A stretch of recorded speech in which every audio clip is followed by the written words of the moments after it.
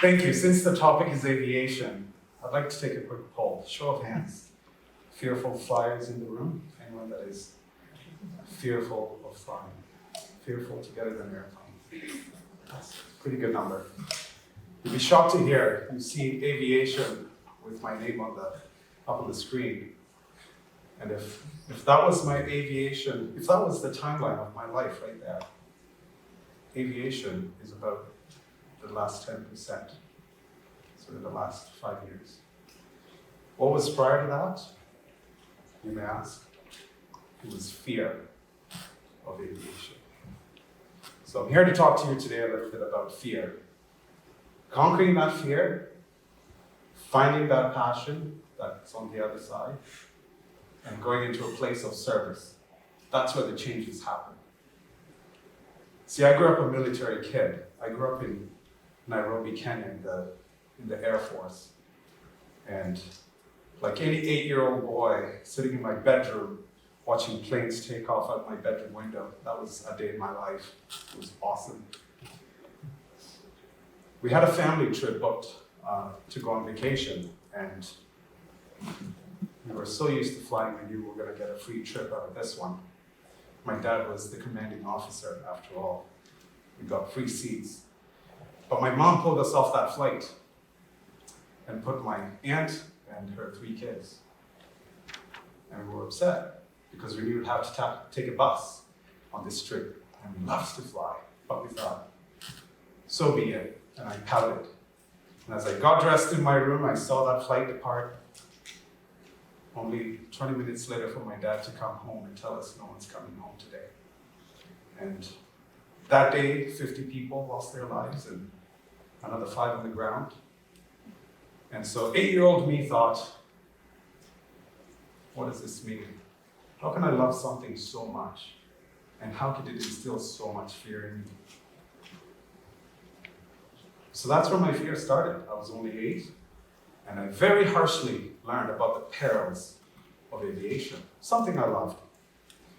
And so you start to get that dichotomy of living in a world where you're surrounded by fear, but you have this passion, all coexisting. So very quickly, growing up for 13 years in that setting. Of course, I had older kids who were older than me that joined the military, that joined the Air Force, kids that taught me how to play soccer, kids that taught me a little less, things that were less desirable for my parents to hear about, but that moved on ahead of me, years ahead of me, that served in the military and I looked up to very dearly, very fondly, taught me everything I know as a young man, many of whom as well succumbed to the perils that are associated with aviation.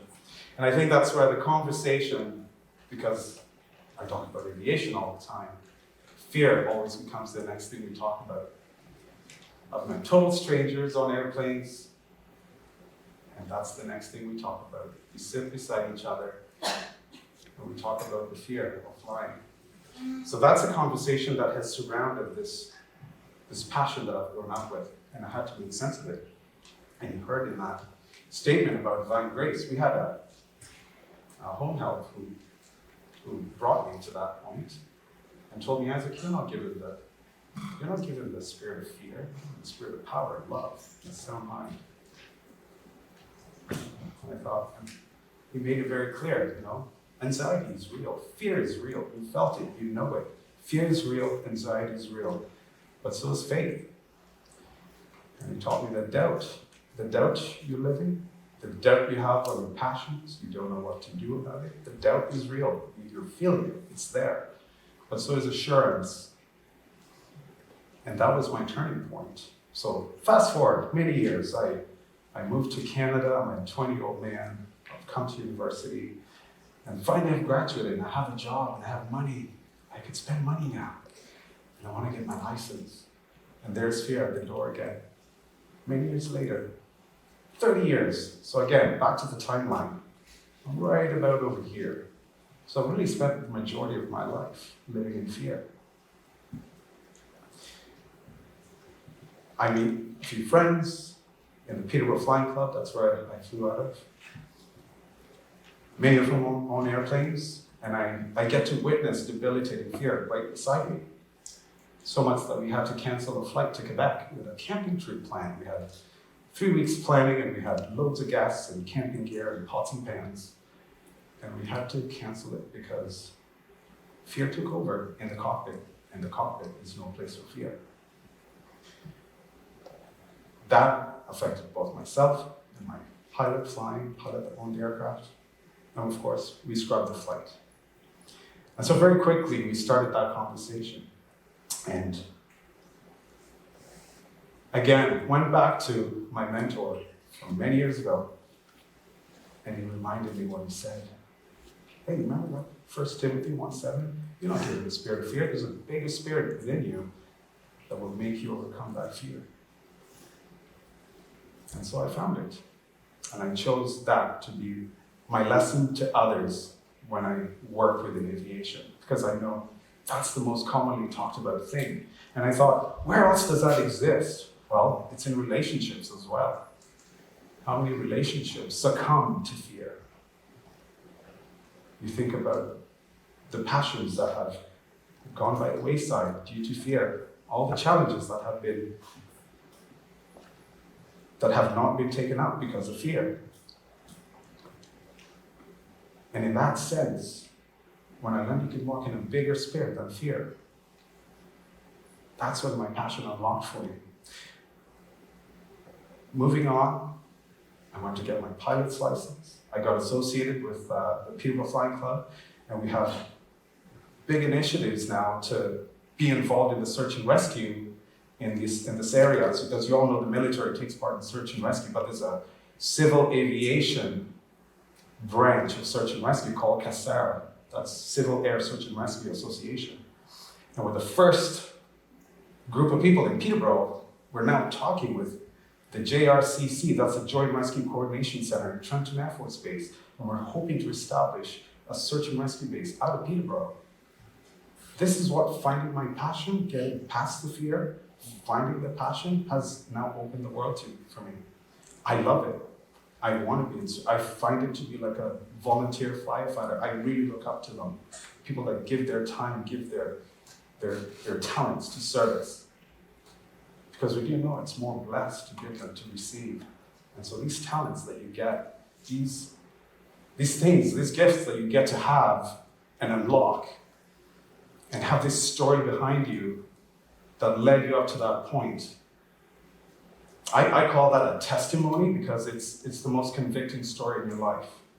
I could tell you all sorts of things to overcome fear, but your life will actually give you the strongest message towards that.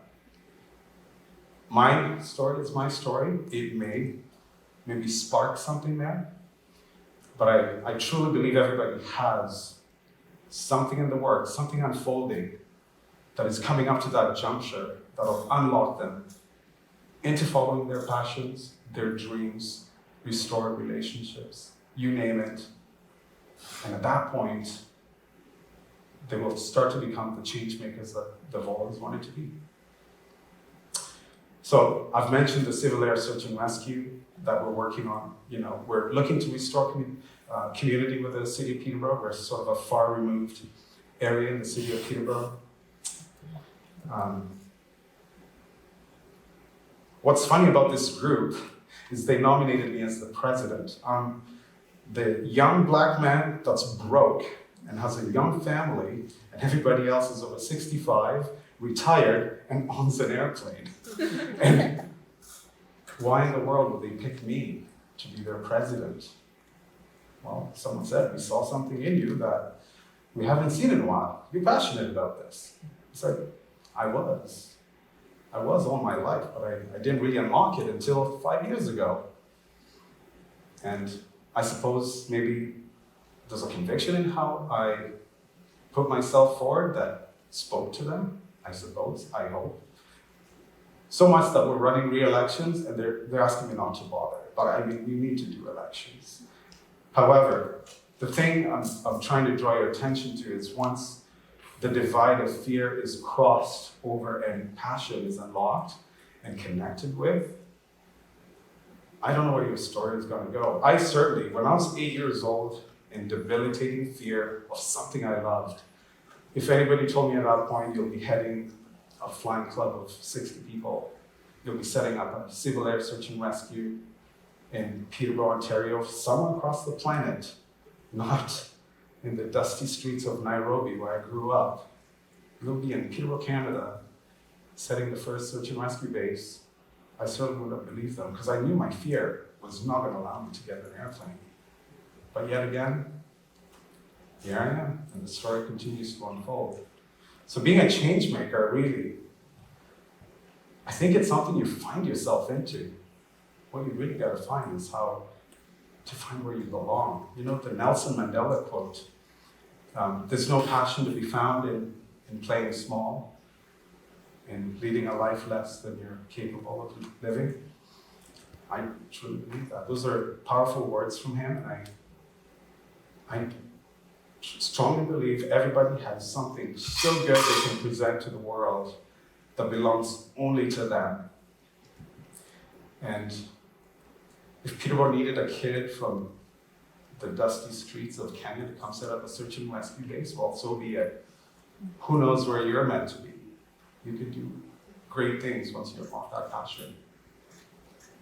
I thank you for this night, and thanks for you here. Have a good night.